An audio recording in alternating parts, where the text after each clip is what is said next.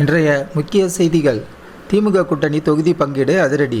2026 தமிழக சட்டமன்ற தேர்தல்களாம் இப்பொழுது சூடுபிடிக்க தொடங்கிவிட்டது.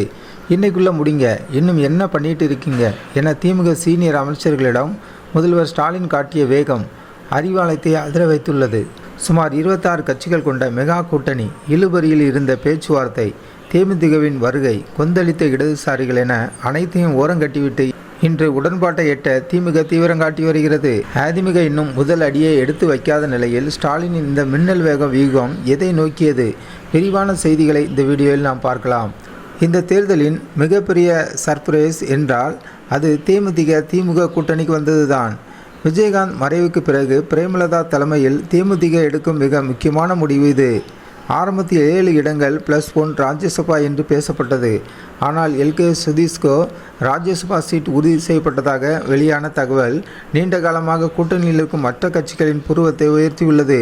புதுசாக வந்தவர்களுக்கு இவ்வளவு முக்கியத்துவமா என்கிற அதிருப்தி கிளம்பியதுதான் பேச்சுவார்த்தை இழுபறிக்கு முக்கிய காரணம். இப்போது தேமுதிகவிற்கு 10 தொகுதிகள் வரை வழங்க முன்மொழிவு போயிருப்பதாக தெரிகிறது. விசிக, இடதுசாரிகள் மற்றும் மதிமுக என்ன நடக்கிறது? கூட்டணியின் தூண்களாக கருதப்படும் விசிக மற்றும் கம்யூனிஸ்ட் கட்சிகள் கூடுதல் தொகுதிகளை கேட்டு அழுத்தம் கொடுத்துள்ளன. விசிக 8 தொகுதிகள் வரை சம்மதம் தெரிவித்திருப்பதாக தகவல். இந்திய கம்யூனிஸ்ட் கட்சி 6 தொகுதிகளுக்கு ஓகே சொல்லிவிட்டனர். சிபிஎம், மதிமுக இவர்களோடு தான் இன்னும் இழுபறி நீடிக்கிறது. தலா 4 தொகுதிகள் வழங்க திமுக முன்வந்துள்ள நிலையில் மதிமுக தனி சின்னம் என்பதில் பிடிவாதமாக இருக்கிறது. உதயசூரியன் சின்னத்தில் நின்றால் கூடுதல் சீட், தனி சின்னம் என்றால் குறைவான சீட் என்பதை திமுகவின் டீலாக இருக்கிறது. ஸ்டாலினின் 175 மாஸ்டர் பிளான்.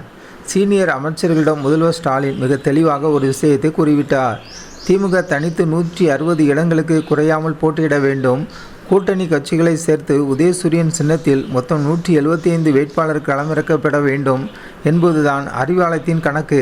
இதன் மூலம் ஆட்சி அமைப்பதில் எந்த சிக்கலும் வரக்கூடாது என்பதில் முதல்வர் உறுதியாக இருக்கிறார்.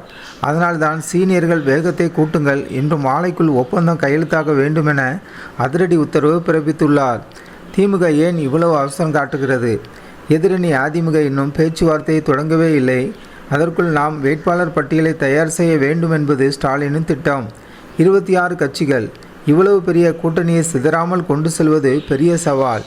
இன்று மாலைக்குள் ஒப்பந்தம் கையெழுத்தானால் தமிழக தேர்தல் வரலாற்றில் மிக விரைவான கூட்டணி உறுதி செய்த கட்சியாக திமுக இருக்கும். இது தொண்டர்கள் மத்தியில் ஒரு உற்சாகத்தை ஏற்படுத்தும் என்பதில் சந்தேகமில்லை. அடுத்த சில மணி நேரங்களில் அறிவாலயத்திலிருந்து அதிகாரப்பூர்வ அறிவிப்புகள் வெளியாகும் என எதிர்பார்க்கப்படுகிறது. தமிழக அரசியல் களம் பற்றிய உடனுக்குடனான தகவல்களை பெற நமது ஜனநாயகம் டிவி சேனலை சப்ஸ்கிரைப் செய்யுங்கள். உங்கள் கருத்துக்களை கமெண்டில் பதிவு செய்யுங்கள்.